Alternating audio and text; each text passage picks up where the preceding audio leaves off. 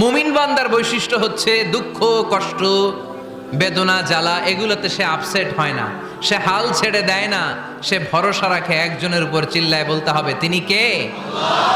কারণ মুমিন জানে রাত্রি যত গভীর হয় অন্ধকার তমানিসা ভেদ করে শুভে সাদিক হয়।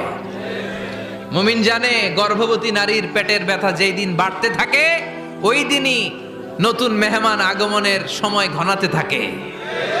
মুমিন জানে তার জীবনে দুঃখ কষ্ট বিপদ যত বাড়তে থাকে সুখের দিন কাছে আসতে থাকে।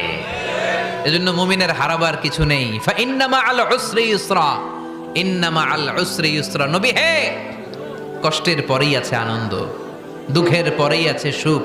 আপনি সমস্যায় পড়েছেন, ওই সমস্যার সমাধানও আছে না নাই? এই পৃথিবীতে এমন কোন সমস্যা আছে যেটা সমাধান নাই? কথা বলেন। সমস্যা তৈরি করেছে কে? আবার সমাধানও দিয়েছে কে?